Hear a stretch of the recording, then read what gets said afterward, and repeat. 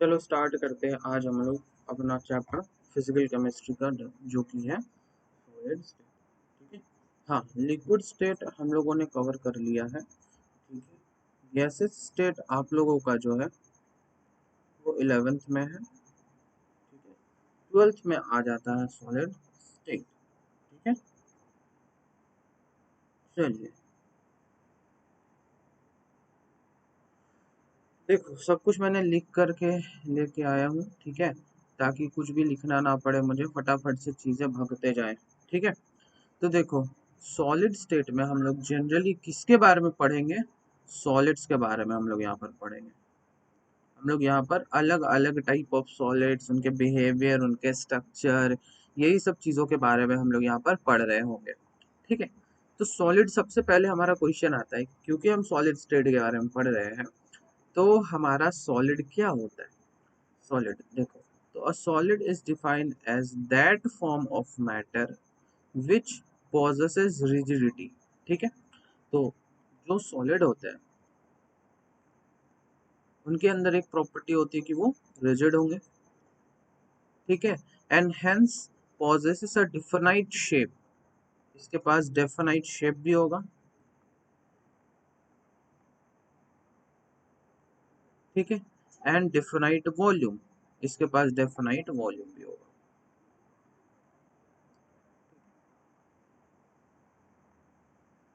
This constituent particle have fixed position and can only oscillate about their mean position। ये line बहुत important है। ठीक है। ये सब क्या करते हैं? ओसिलेट करते हैं अबाउट देयर मीन पोजीशन पर। पार्टिकल्स का एक फिक्स पोजीशन होता है, बट वो लोग अब अपने पोजीशन पर ही वाइब्रेट करते हैं इस तरीके से। ठीक है। इस तरीके से वाइब्रेट करेंगे, दैट इज कॉल्ड ओसिलेशन। ठीक है।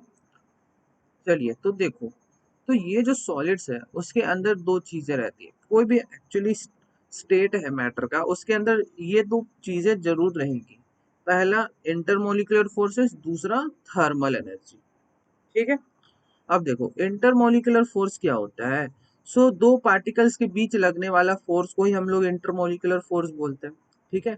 तो the force which exist between the constituent particle which tries to bring them together, it may be electrostatic H bonding. ठीक है।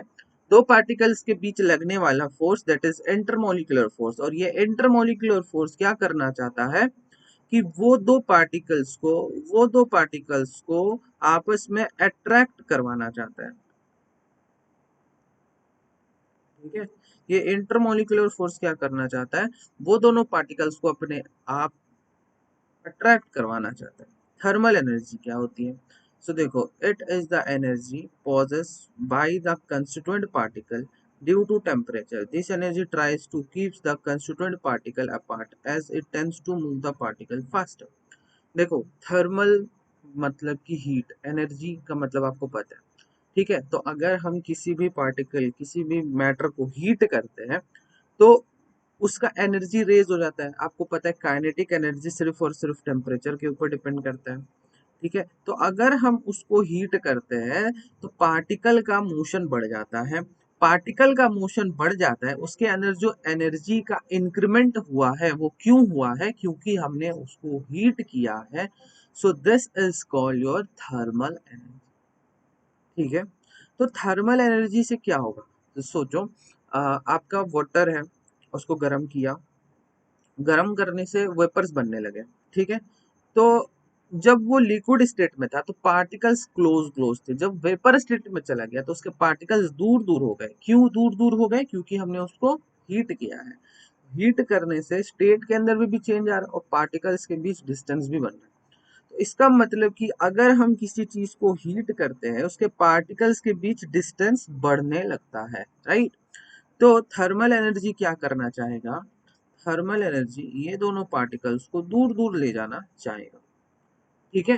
तो हमारा ये जो मैटर है उसके अंदर इंटरमोलिकुलर फोर्स ऑफ अट्रैक्शन भी है, उसके अंदर थर्मल एनर्जी भी है। ठीक है। तो जो हमारा सॉलिड्स होते हैं ना, सॉलिड्स, उसमें इंटरमोलिकुलर फोर्स ज्यादा होता है as compare to thermal energy, as compare to thermal energy. ठीक है। इसका मतलब कि यहाँ पर attraction is more dominant than repulsion. तभी ना पार्टिकल्स जो होते हैं आपस में एक फिक्स पोजीशन पर रहते हैं। समझ में आया? सो सॉलिड्स बेसिकली क्या होते हैं? ऐसे पार्टिकल्स या फिर ग्रुप ऑफ पार्टिकल्स जिसके अंदर intermolecular force of attraction is dominating over the thermal energy is called solid state. Therefore attraction force is more than repulsion force. ठीक है? तो solids for solids, the intermolecular force of attraction is dominating over the thermal energy. समझे? इसीलिए वो लोग अपने position पर बने रहते हैं, कहीं हिलते डुलते नहीं है। ठीक है? वही अगर थर्मल एनर्जी ज्यादा हो जाए तो वो गैस में कन्वर्ट हो जाएगा। समझे? नेक्स्ट देख लेते हैं। तो आता है general characteristic of a solid. ठीक है? अब ये सब चीजें हम लोग बचपन से पढ़ते आ रहे हैं कि सॉलिड की क्या क्या प्रॉपर्टीज होती है। ठीक है? जैसे कि देखो रिजिड होता है, कोई भी सॉलिड है वो हार्ड होगा, कंप्रेस नहीं कर सकते उसको, दैट इज इनकम्प्रेसिबल। जो इनकम्प्रेसिबल होता है उसको बोलते हैं रिजिड। ठीक है? देखो इनकम्प्रेसिबल, कंप्रेस नहीं कर सकते, हार्ड है। ठीक है? It possesses defined shape and defined volume, ये सब बचपन से पढ़ते आ रहे हैं। It has high density. ठीक है? उसकी डेंसिटी ज्यादा, क्योंकि देखो सॉलिड होता है ना, तो जैसे तो उसका वॉल्यूम कम होता है। तो वॉल्यूम कम होता है, अगर बहुत सारा मास को एक छोटा सा फिक्स वॉल्यूम के अंदर ठूस दिया जाए तो डेंसिटी ज्यादा होती है। ठीक है? अब देखो the constituent particle occupy fix position and can able to oscillate about their mean position, ये मैंने अभी जस्ट आपको सिखाया। ठीक है? The constituent particles are very close back. ठीक है? Intermolecular distance is very less, क्योंकि ये सॉलिड है ऐसा, तो इसके पार्टिकल्स आपस में बहुत ही ज्यादा अट्रैक्ट कर रहे होंगे, और क्योंकि एक दूसरे को ये अट्रैक्ट करते हैं, इसी वजह से यहाँ पर क्या होगा, दो पार्टिकल्स के बीच जो फोर्स, जो गैप होगा वो बहुत कम होगा। तो दो पार्टिकल्स के बीच का जो गैप होता है that is called intermolecular distance. Intermolecular distance. ठीक है? तो सॉलिड में अट्रैक्शन फोर्स बहुत ज्यादा होता है, इसलिए वहां पर इंटरमोलिक्यूलर डिस्टेंस बहुत कम होता है। ठीक है? आपने ऐसा डायग्राम्स देखा होगा बचपन में, जूनियर क्लासेस में। ठीक है? यहाँ पर इंटरमोलिकुलर डिस्टेंस बढ़ गया तो लिक्विड हो गया, यहाँ पे इंटरमोलिकुलर डिस्टेंस बहुत ज्यादा बढ़ गया तो गैस हो गया। ठीक है? ये सब देखा होगा। सॉलिड में क्या होता है, इंटरमोलिकुलर डिस्टेंस जो होता है वो लीस्ट होता है। ठीक है? चलो लिख लो यहाँ तक। इधर वाला भी लिख डालो फटाफट से। ठीक है? 1 1 मिनट देते हैं हम। ठीक है? 1 1 मिनट दूंगा मैं टाइमर लगा लगा करके। उसके बाद में फिर मैं चेंज कर दूंगा साइड। ठीक है? चलो फटाफट से लिखेंगे, जल्दी जल्दी लिखेंगे। ठीक है?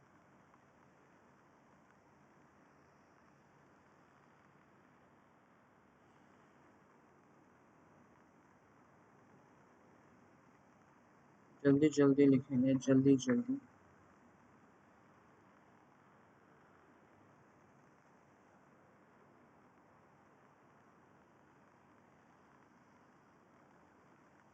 जल्दी जल्दी लिखेंगे, जस्ट मैं 1 1 मिनट दूंगा। ठीक है? 1 to 1.5 मिनट्स। ठीक है? आप लोग फटाफट से कॉपी कर लीजिए। ठीक है? फिर हम आगे बढ़ते हैं।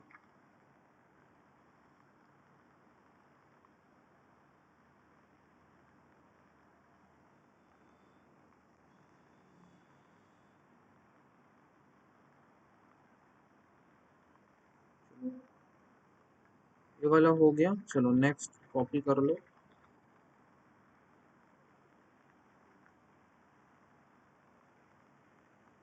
सिर्फ चल ऐसे लिखो ना, दे आर रिजिड। ठीक है? कॉमा लिख दो हाई डेंसिटी, कॉमा लिख दो इनकम्प्रेसिबल, कॉमा लिख दो डेफिनेट शेप एंड साइज, ऐसे लिख दो ना, फटाफट से निकल जाएगा। ठीक है? उसके बाद लिख दो ऑक्यूपाई फिक्स पोजीशन। ठीक है? Oscillate about their mean position. जल्दी जल्दी लिख लो, ठीक है। चलो, हो गया, नेक्स्ट कर लेते हैं। अब देखो सॉलिड्स का क्लासिफिकेशन हम लोग देख लेते हैं। तो देखो यहाँ पर सॉलिड्स दो पार्ट में डिवाइडेड है। पहला आता है क्रिस्टलाइन सॉलिड और दूसरा आता है अमरफस सॉलिड, ठीक है। क्रिस्टलाइन सॉलिड और अमरफस सॉलिड। क्रिस्टलाइन सॉलिड्स भी डिवाइडेड है फर्दर आयोनिक सॉलिड्स में, मॉलिक्यूलर सॉलिड्स में, कोवलेंट सॉलिड्स में या मेटेलिक सॉलिड्स में, ठीक है। अमरफस सॉलिड्स का कोई डिवीजन नहीं है।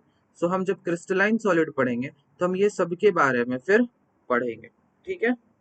चलो लिख लो फटाफट से, 1 मिनट दे रहा हूँ आपको, लिख लो फटाफट से, लिख लो।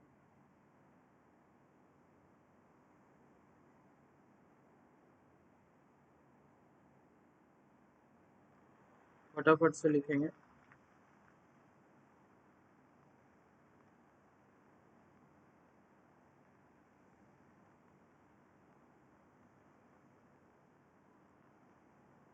हो गया, चलो चलो, हो गया ना।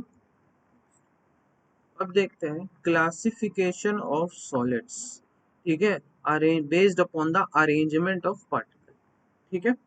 अब देखो अब देखो हम लोग ना क्रिस्टलाइन और अमरफस के बारे में थोड़ा सा पढ़ने के लिए जा रहे हैं, ठीक है। तो क्रिस्टलाइन और अमरफस आपस में कैसे अलग अलग है ये हम लोग करने के लिए जा रहे हैं, ठीक है। सो देखो क्रिस्टलाइन सॉलिड्स और अमरफस सॉलिड्स, इसमें क्या अंतर है। तो क्रिस्टलाइन सॉलिड्स में होता है कि the constituent particles are arrange in a definite geometry pattern in all the three dimensional, ठीक है। अब देखो जो क्रिस्टलाइन सॉलिड है, मान लो कि ये तुम्हारा पार्टिकल है ऐसे, ठीक है, फिर ऐसे, फिर ये ऐसे आया, फिर ये ऐसे, ठीक है।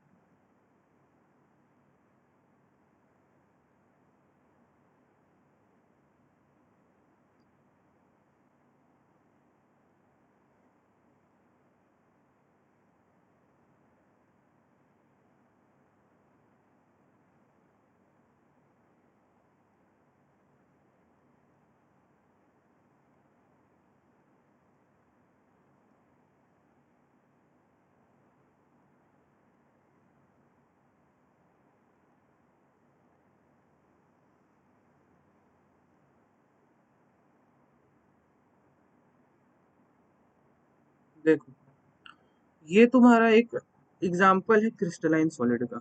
अब देखो क्रिस्टलाइन सॉलिड के लिए बोला था order is so regular arrangement called long range order. इसका मतलब कि देखो इसका जो अरेंजमेंट का जो पैटर्न है वो कंटिन्यूअसली रिपीट हो रहा है, ठीक है। एक मैनर में ये लोग अरेंज है, ठीक है। दिख रहा हो तुम्हें A B A B A B A B A B A B, इसी चीज को फॉलो करता हुआ जा रहा है, ठीक है, इस वाले एग्जाम्पल पे, ठीक है। लेकिन जो अमरफस होता है, ठीक है, इसमें देखिएगा इसको बोलते हैं शॉर्ट रेंज ऑर्डर। मतलब इसका जो अरेंजमेंट का ट्रेंड है वो बहुत स्मॉल डिस्टेंस में फॉलो करता है। देखो अभी फॉलो किया, अभी फॉलो नहीं कर रहा है, ठीक है। फॉलो किया, फॉलो नहीं कर रहा है, ठीक है। इसी को बोलते हैं शॉर्ट रेंज ऑर्डर, ठीक है। यहाँ यहाँ फॉलो हो रहा है, अगेन यहाँ यहाँ फॉलो हो रहा है, यहाँ यहाँ फॉलो हो रहा है, ठीक है। मतलब कहीं कहीं पर फॉलो होगा, कहीं कहीं पर फॉलो नहीं होगा, ठीक है। सो इसी को क्या बोलते हैं, शॉर्ट रेंज। क्या बोलते हैं, शॉर्ट रेंज। और यहाँ पर इसको क्या बोलते हैं, लॉन्ग रेंज, ठीक है। जो क्रिस्टलाइन सॉलिड्स होते हैं उसके पार्टिकल्स वेल मैनर में अरेंज होते हैं। अमरफस में क्या होते हैं, वो अच्छे से अरेंज नहीं होते, इसलिए उसको शॉर्ट रेंज, ठीक है। अरेंजमेंट क्या होता है इसका, इनरेगुलर, ठीक है, इनरेगुलर अरेंजमेंट। और इसका क्या होता है, रेगुलर अरेंजमेंट, ठीक है, रेगुलर अरेंजमेंट होता है, ठीक है। लिख लो फटाफट से, जस्ट 1 मिनट दे रहा हूँ मैं, ठीक है। चलो, सो अभी हम लोग पढ़ रहे हैं सॉलिड के बारे में। अब हम अंदर थोड़ा सा घुसे, पता चला टाइप्स क्या होते हैं, ठीक है। अब अंदर थोड़ा सा और घुसे, अब सॉलिड के अंदर पार्टिकल्स का अरेंजमेंट हमको करना है। सॉलिड बनाने के लिए पार्टिकल्स का अरेंजमेंट करना है। अब इस अरेंजमेंट को हम दो तरीके से कर सकते हैं, एक रेगुलर वे में, एक इनरेगुलर वे में। तो अगर रेगुलर वे में करते हैं तो बनता है क्रिस्टलाइन, और इनरेगुलर वे में करते हैं तो क्या बनता है हमारा अमरफस सॉलिड बनता है। ठीक है, चलो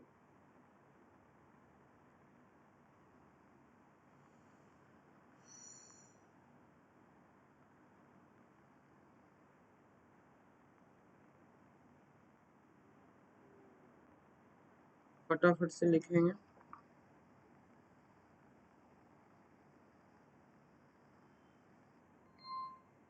चलो हो गया टाइमर आपका। चलो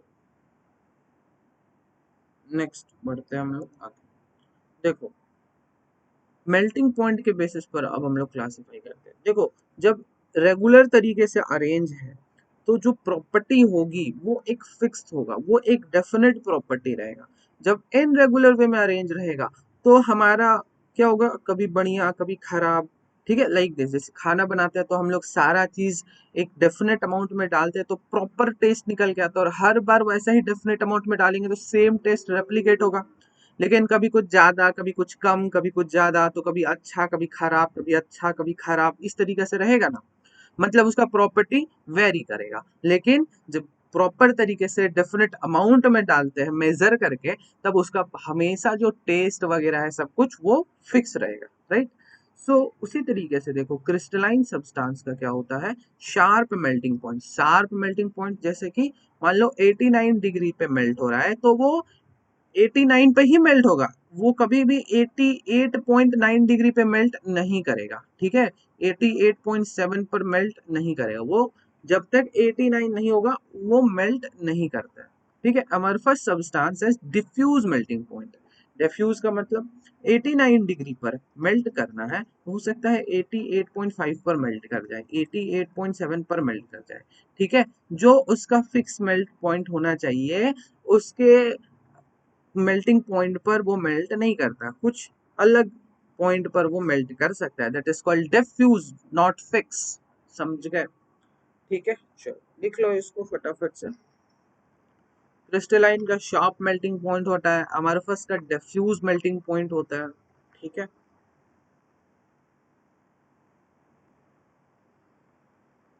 आप लोग को ना डिफ्रेंशिएट करने देता है। ठीक है, ये डिफ्रेंशिएट करो। ठीक है, क्रिस्टलाइन में अमरफस में। ठीक है,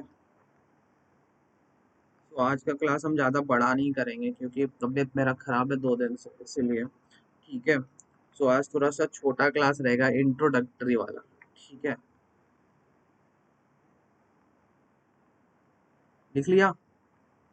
आगे देखो, अब isotopic and an isotropy nature, ये इंपॉर्टेंट है, ये तो पक्का दिख जाता है पेपर्स में।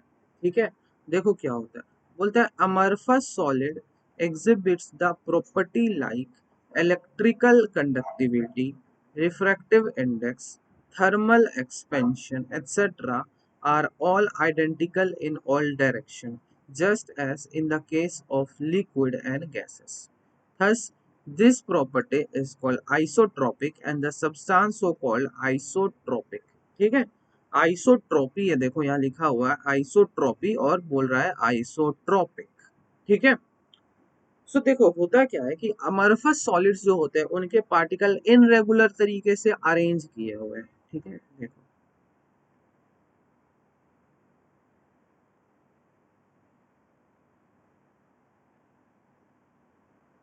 इनरेगुलर तरीके से इनके पार्टिकल अरेंज किए हुए हैं, लाइक दिस।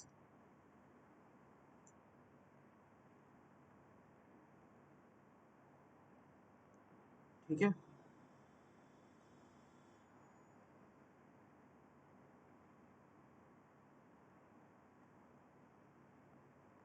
ठीक, ये कोई रेगुलर अरेंजमेंट नहीं हुआ।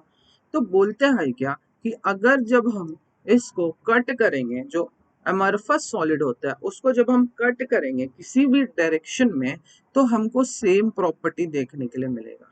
ठीक है, मतलब जो पार्टिकल्स है वो हमको सेम देखने के लिए मिलेंगे।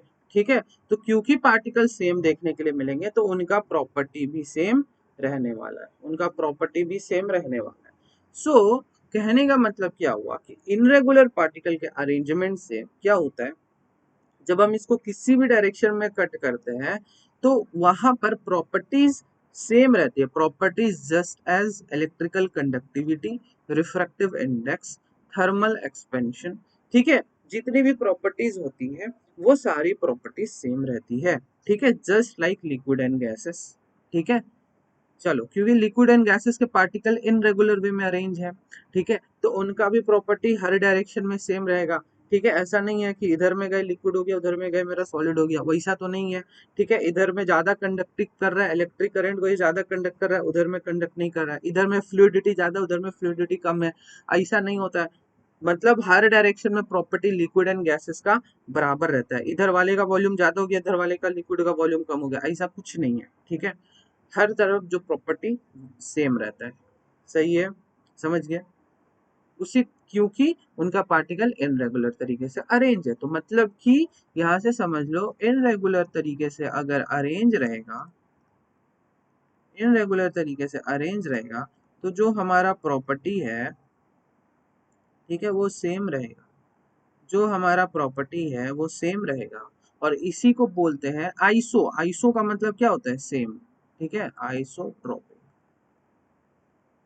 आइसोट्रोपिक इन नेचर, ठीक है। और इसका जस्ट अपोजिट वर्ड, ठीक है, इसका जस्ट अपोजिट होता है एन आइसोट्रोपिक, क्योंकि यहाँ पर जो अरेंजमेंट्स है वो रेगुलर अरेंजमेंट है, इसीलिए हम इसको किसी भी डायरेक्शन में कट करेंगे तो हमको सेम पार्टिकल्स का ऑर्डर नहीं मिलता है, इसीलिए इसका जो प्रॉपर्टी है वो वेरी करेगा, ठीक है। देखो,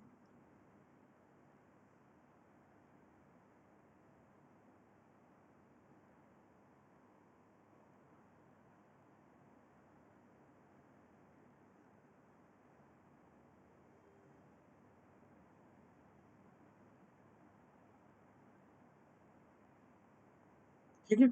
अब देखो, जैसे हम इधर से कट किए तो दो सेम मिला, एक डिफरेंट हो गया, प्रॉपर्टी वेरी कर रहा है। इधर से कट करोगे वेरी हो गया, ठीक है, इधर से कट करोगे वेरी हो गया, ठीक है।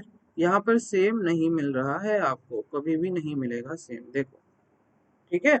सो इस तरीके से हम किसी भी डायरेक्शन में अगर जाते हैं, किसी भी डायरेक्शन में कट करते हैं, सो वहां पर जो नेचर है उसका वो अलग मिल जाता है, ठीक है।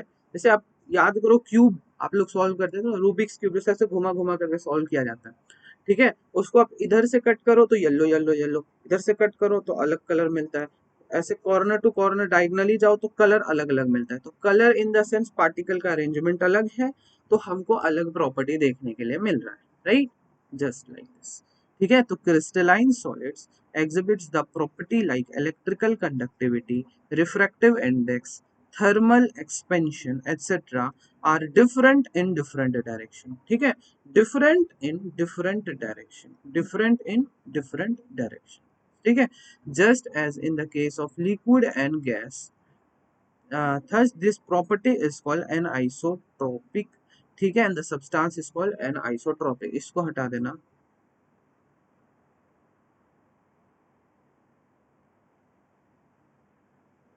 ठीक है। लिख लो फटाफट से, जस्ट 1 मिनट दे रहा, लिख लो लिख लो।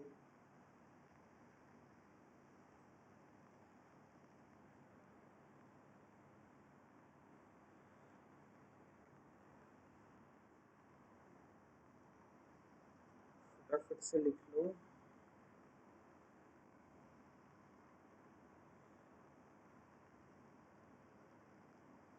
नेक्स्ट चलो, अच्छा लिख लो।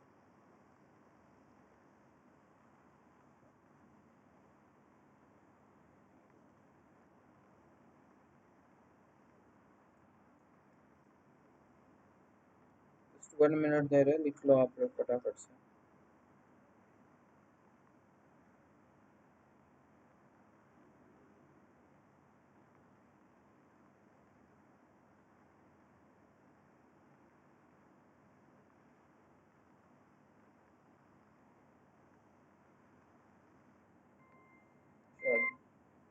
नेक्स्ट कर लेते हैं। अब देखो, जो क्रिस्टलाइन सॉलिड्स होते हैं ना उसको कट करते हैं ना तो हमको क्लीन क्लीवेज मिलता है, मतलब कि स्मूथ उसका सरफेस रहेगा। कट करोगे, ठीक है, तो जो हमारा सरफेस आएगा ना वो एकदम स्मूथ रहेगा, ठीक है। लेकिन वहीं पर अमरफस को कट करते हो ना, तो उसका जो सरफेस होगा ना वो स्मूथ नहीं रहेगा। कहने का मतलब, सपोज ये आपका सॉलिड है ऐसा, ठीक है, आपने इसको ऐसा कट किया, ठीक है, इस तरीका से आपने इसको ऐसे कट कर दिया, ठीक है। तो जब ये कट करके निकलेगा, ठीक है, देखो ऐसे आएगा ये कट करने के बाद, ठीक है, ऐसे ही आएगा ना। तो इसका ये जो सरफेस है ये एकदम स्मूथ रहेगा, ठीक है, that is called clean cleavage.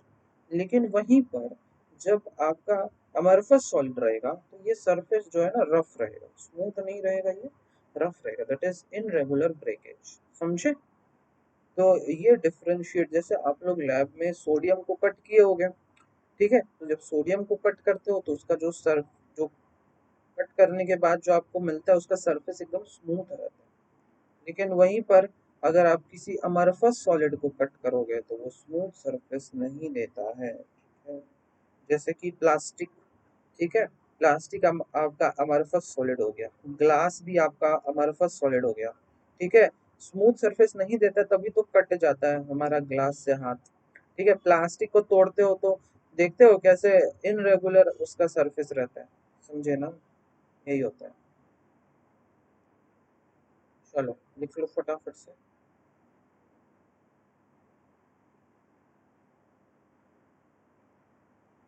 लिख लिए?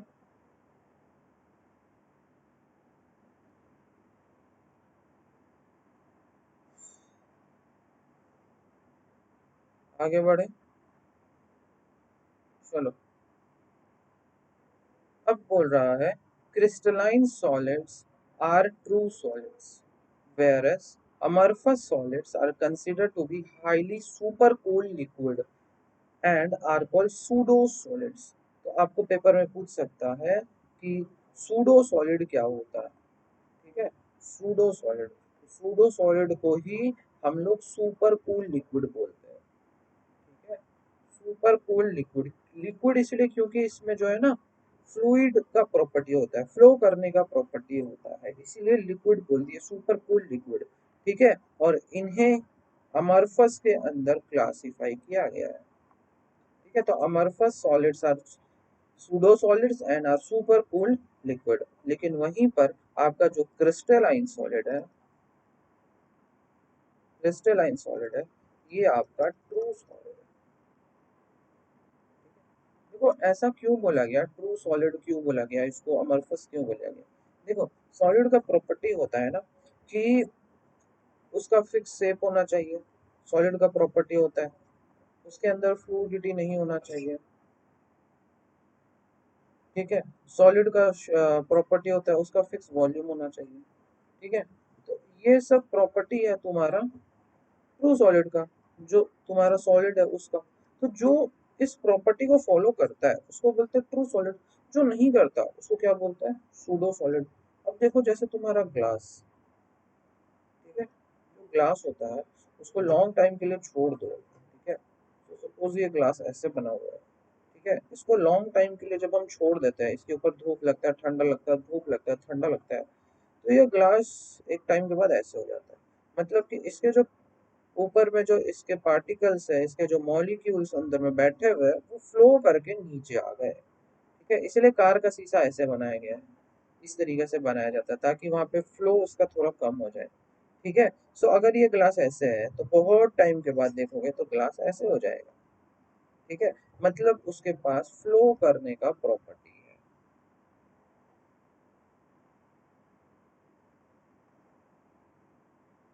फ्लो करने का प्रॉपर्टी है, ठीक है। सो इसीलिए इसको क्या बोलते हैं, सुपर कूल लिक्विड, ठीक है। लिक्विड के पास ही फ्लो करने का प्रॉपर्टी होता है। तो ये लोग देखो अब इसका शेप तो फिक्स नहीं रहा, ठीक है, ये फ्लो कर रहा है, ठीक है, इसका वॉल्यूम तो चलो फिक्स रहेगा लेकिन शेप फिक्स नहीं रहेगा, फ्लो कर रहा है, तो ये सब प्रॉपर्टी ये सब देखो फॉलो हो रहा है, नहीं हो रहा है, ठीक है। तो यहाँ पर इसीलिए ये क्या कहलाएगा, तुम्हारा सूडो सॉलिड, ठीक है, क्या कहलाएगा, सूडो। एग्जाम्पल देखो, Glass of window of old houses are found to be thicker at the bottom and thin at the top due to the fluid behavior of the, ठीक है।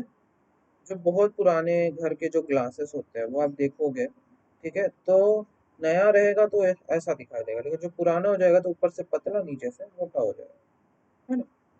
नेक्स्ट है कि some part of the amorphous solid may be crystalline while the rest may be non crystalline due to irregular arrangement। मैंने बोला था ना short range होता है, तो जहां जहां शॉर्ट रेंज होता है, जहां जब वो पैटर्न फॉलो करता है, ठीक है, वहां पर क्रिस्टलाइन प्रॉपर्टी लगा देता है, जहां जहां फॉलो नहीं करता है अमरफस प्रॉपर्टी लगा देता है, ठीक है। तो this crystalline part of amorphous solid are called crystallites, crystallites, ठीक है।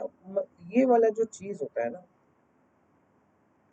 ये क्रिस्टलाइट्स वाला चीज, ये बहुत लॉन्ग टर्म के बाद ये ऑब्जर्व होता है अमरफस सॉलिड के अंदर, बहुत लॉन्ग पीरियड ऑफ टाइम के बाद ये अमरफस सॉलिड के अंदर ऑब्जर्व होता है, ठीक है। तो इसमें क्या है कि the glass of window of old house are found to be milky, milky. This is due to the fact due to the continuous heating during the day and cooling at night, the glass panel acquires some crystalline behavior, ठीक है।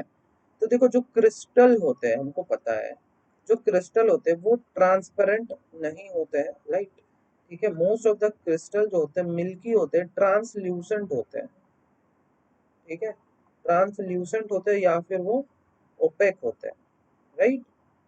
तो fully transparent नहीं होते, तो continuous heating continuous cooling के कारण से glass के पार्टिकल फ्लो कर जाते हैं, उनका जो अरेंजमेंट होता है वो थोड़ा क्रिस्टलाइन टाइप हो जाता है, इसीलिए जो बहुत पुराने पुराने खिड़की आप देखोगे ना वो मिल्की हो जाते हैं, ठीक है, वो मिल्की हो जाते हैं। घर में भी लाइक किसी का बहुत पुराना ड्रेसिंग टेबल होगा तो वाइट वाइट पैचेस बन जाते हैं, ठीक है, क्योंकि वहां पर वो क्या बिहेव कर लेता है, क्रिस्टलाइन बिहेवियर वो ऑब्जर्व कर लेता है। सो इसी को क्या बोलते हैं, क्रिस्टलाइट्स बोलते हैं, ठीक है, समझ गए। चलो लिख लो फटाफट से, लिख लो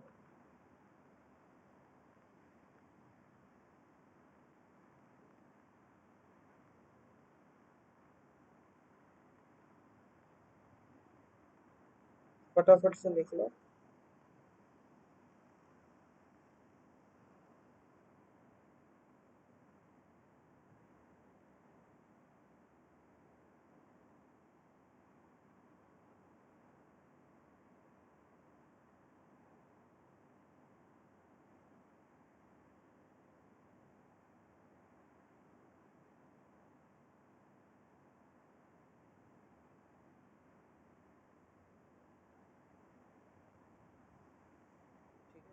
लिखिए।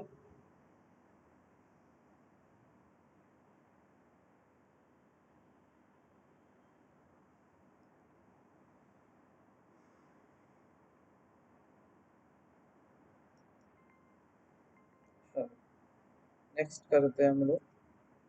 अब देखो डिफरेंस बिटवीन, ठीक है, आई गेस यही लास्ट हो जाएगा हम लोग का आज का, ठीक है। डिफरेंस बिटवीन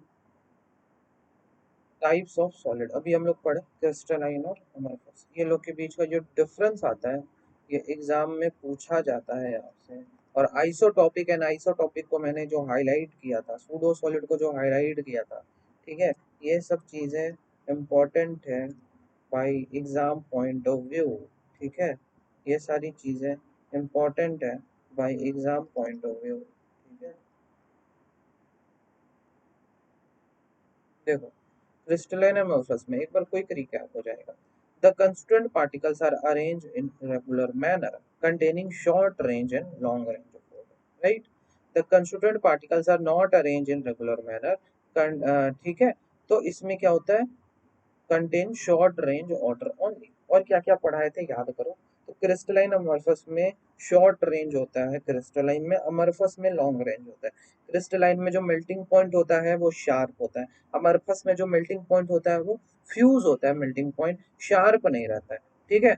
तो क्रिस्टलाइन जो होता है उसको ट्रू सॉलिड बोलते हैं, अमरफस को क्या बोलते हैं, सूडो सॉलिड बोलते हैं, ठीक है। क्रिस्टलाइन जो सॉलिड होता है उसका डेफिनेट शेप होता है, क्रिस्टलाइन का हमारा जो होता है फिक्स्ड साइज होता है, अमरफस का नहीं फ्लूइडिटी प्रॉपर्टी होता है, तो उसका जो होता है, जो हमारा शेप होता है, जो साइज होता है वो चेंज हो जाता है। सबसे इम्पोर्टेंट बात, जो क्रिस्टलाइन होता है वो हमारा जो क्रिस्टलाइन होता है वो हमारा एन आइसोट्रोपिक नेचर का होता है, जो अमरफस होता है वो मेरा आइसोट्रोपिक नेचर का होता है। सो इस तरीके से आइसोट्रोपिक और एन आइसोट्रोपिक नेचर के कारण से, ठीक है, प्रॉपर्टीज जैसे कि रिफ्रैक्टिव इंडेक्स, इलेक्ट्रिकल कंडक्टिविटी, ठीक है, वेरी कर सकती है। तो जो आइसोटोपिक नेचर का होता है उसका जो प्रॉपर्टी है वो हर डायरेक्शन में सेम रहेगा, जो एन आइसोटोपिक होता है उसका जो प्रॉपर्टी है वो डिफरेंट रहेगा इन डिफरेंट डायरेक्शन।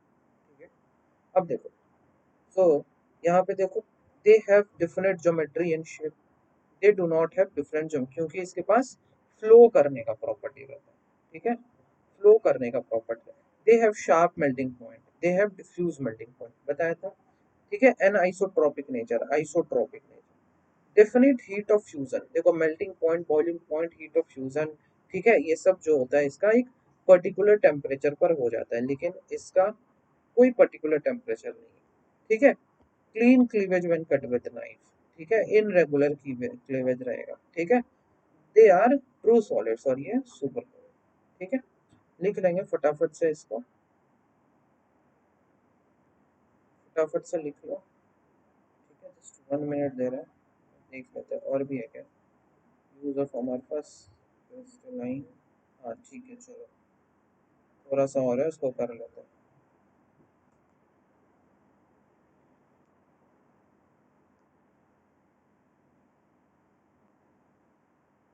ठीक है, हम जस्ट यहाँ पे एक ट्राई कर रहे थे कि सब कुछ लिख करके लाते तो आप लोग का एक्सपीरियंस कैसा रहता है, मज़ा आता है, समझ में आता है, ठीक है, कैसा लगता है। ठीक है, क्योंकि आप लोगों ने दोनों तरीके से पढ़ा है ना, एक तरीका कि जब मैं लिखता हूँ एक एक पॉइंट को, एक एक पॉइंट को, दूसरा तरीका कि अभी मैंने लिख करके लाया हर चीज़। ठीक है, तो कैसा आप लोगों को अच्छा लगता है, ठीक है, वो मुझे बताना।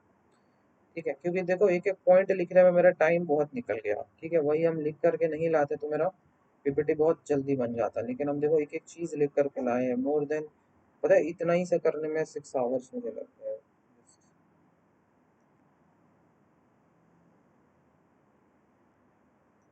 चलो या फटाफट से लिखो, 1 मिनट दे रहे हैं, फटाफट से लिखेंगे,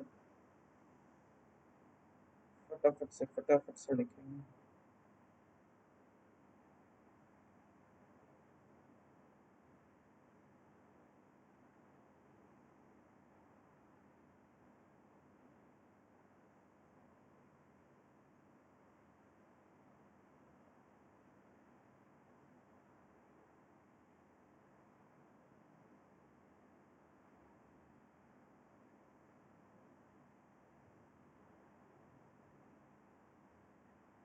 लिख लिए,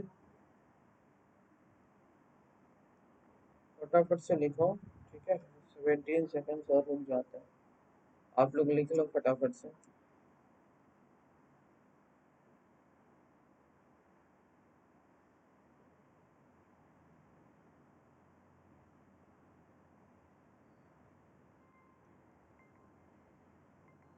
चलो ठीक है, आ जाओ नेक्स्ट वर्ड पे। ठीक है, अब बोलता है यूज ऑफ अमरफस सॉलिड। ठीक है, तो बोलता है it is used in the form of glass, मैंने अभी बताया अमरफस सॉलिड का एक एग्जांपल बताया, ग्लास विंडो बनाने के लिए, और जो लेबोरेटरी में हमारे ग्लास के चीजें होती है ना, जैसे टेस्ट ट्यूब हो गया, कोनिकल फ्लास्क हो गया, वो सारे बोरोसिल के होते हैं ना, तो वहां पर वो जो बोरोसिल है जिससे ग्लास का हमारा लेबोरेटरी का इक्विपमेंट्स बनता है ना, वो भी कैसे होता है, अमरफस सॉलिड होता है, वो भी अमरफस सॉलिड होता है। ठीक है, so it is used in the form of rubber for making tires and shoes। ठीक है, टायर्स और शूज भी क्या होता है, अमरफस होता है इन नेचर। ठीक है, ये भी सॉलिड है। ठीक है, चलो, it is used in the material for converting sunlight into electricity, that is photovoltaic cell। ठीक है, लिख लो फटाफट से।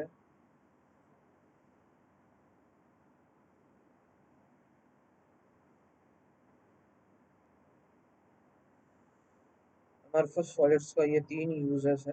यहाँ यहाँ यहाँ यूज किया जाता है। बेसिकली हमको इस चैप्टर में ना क्रिस्टलाइन सॉलिड के बारे में ही पढ़ना है। पहले क्रिस्टलाइन में पढ़ेंगे कि हाँ इतने टाइप होता है, मॉलिक्यूलर, कोवलेंट, आयोनिक, ठीक है, ऐसे। उसके बाद फिर हम लोग पढ़ेंगे कि अब इतने टाइप के क्रिस्टलाइन होते हैं, अब इनके अंदर जो पार्टिकल है वो किस तरीके से अरेंज किए हुए हैं, ठीक है। और क्योंकि मॉलिक्यूलर है, कोवलेंट है, आयोनिक है, तो आपस में डिफरेंस क्रिएट हो रहे हैं डिफरेंस पार्टिकल के अरेंजमेंट के कारण से। तो मतलब कि हम समझेंगे यहाँ पर कि अलग अलग तरीके से पार्टिकल्स कैसे अरेंज किए जाते हैं, सच दैट अलग अलग टाइप का, अलग अलग प्रॉपर्टी पेयरिंग का हमारा सॉलिड फॉर्म होता है। इसका मतलब हम लोग पढ़ेंगे अरेंजमेंट्स ऑफ पार्टिकल, ठीक है। चलो, अब क्रिस्टलाइन में हमारा सबसे पहले आ जाता है आयोनिक सॉलिड, ठीक है। आयोनिक सॉलिड नाम से ही समझ में आ रहा है कि यहाँ पर आयंस प्रेजेंट है, ठीक है। अब आयंस क्या करते हैं, आपस में एक दूसरे को बहुत ही जोरदार तरीके से अट्रैक्ट करेंगे, दैट इज वहां पे इलेक्ट्रोस्टैटिक फोर्स ऑफ अट्रैक्शन रहेगा, इलेक्ट्रोस्टैटिक फोर्स ऑफ अट्रैक्शन रहेगा।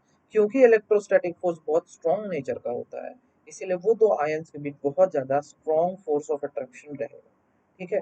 तो अब देखो दो पार्टिकल को मिला, वो दोनों चिपक गए, फिर और मिलाते जाओ मिलाते जाओ मिलाते जाओ, सब एक दूसरे को बहुत ज्यादा तगड़े तरीके से अट्रैक्ट करेंगे, तो ओवरऑल जो निकलता है स्ट्रॉन्ग फोर्स ऑफ अट्रैक्शन के कारण से, जो पार्टिकल क्लोज क्लोज हो जाते हैं उससे कारण से हमारा क्या बनता है, सॉलिड बनता है, और इसको बोलते हैं आयनिक सॉलिड बोलते हैं, ठीक है। अब यहाँ पे इलेक्ट्रोस्टैटिक फोर्स है, आयंस प्रेजेंट है, अब बताओ, क्योंकि यहाँ पर आयंस प्रेजेंट है तो अब हम इसको पानी में डिसॉल्व करते हैं, तो क्या हमारा इलेक्ट्रिकल जो कंडक्टिविटी है वो इंक्रीज होगा कि नहीं होगा? हाँ। तो ये जो आयंस है इसको जब हम पानी में डिसॉल्व करते हैं तो उसके कारण से वहां पर कंडक्टिविटी इंक्रीज करेगा, राइट। मतलब कि ये इलेक्ट्रिसिटी को कंडक्ट करेंगे, ठीक है। तो आयनिक सॉलिड्स क्या होते हैं, इलेक्ट्रिसिटी को कंडक्ट करते हैं। अब बताओ दो पार्टिकल बहुत स्ट्रांगली आपस में चिपके, इसको अलग करना बहुत कठिन है, अलग करना बहुत कठिन है, तो ये आपस में जल्दी से बॉयल करेंगे क्या, इवोपोरेट करेंगे क्या, मेल्ट करेंगे क्या? नहीं। तो क्योंकि फोर्स ऑफ अट्रैक्शन वहां पर बहुत ही ज्यादा है, फोर्स ऑफ अट्रैक्शन वहां पर बहुत ही ज्यादा है, इसीलिए वहां पर मेल्टिंग पॉइंट ज्यादा होगा, वहां पर बॉइलिंग पॉइंट भी। समझे? देखो, तो हमारे पास हाइलाइटर भी है, वाओ, वेरी नाइस। देखो, so in this crystalline solids the constituent particle are positively and negative ion, ठीक है, are arranged in three dimensional space and are held together by strong coulombic force। अच्छा एक बात बताओ, crystalline solid है ना, अगर ये क्रिस्टलाइन सॉलिड है तो इनके जो पार्टिकल होंगे ना वो रेगुलर तरीके से अरेंज होंगे,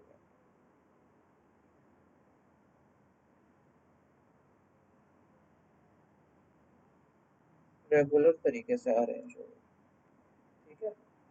नेक्स्ट देख लो, तो due to the strong force of attraction high melting and boiling point बता दिया, solubility in water, polar solvent, ठीक है। अब देखो आयंस है मतलब पॉजिटिव नेगेटिव चार्ज है, आयंस है, यहाँ पर पॉजिटिव नेगेटिव चार्ज है, जहाँ पॉजिटिव नेगेटिव चार्ज होता है उसको बोलते हैं पोलर, ठीक है। और आपको पता है सॉल्यूशन में मैंने पढ़ाया था कि जो सॉल्युबिलिटी होती है,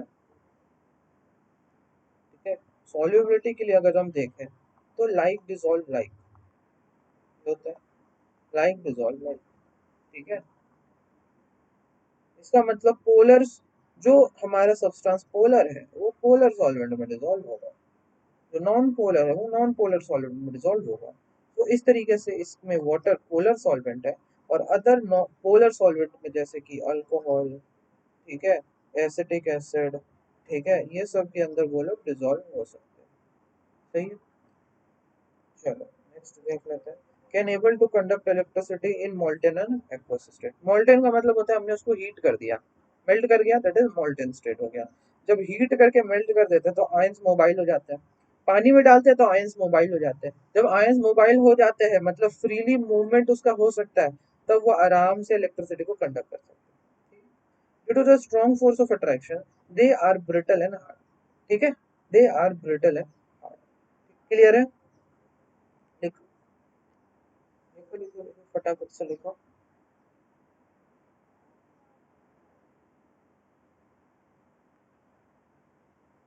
लिखो लिखो फटाफट से।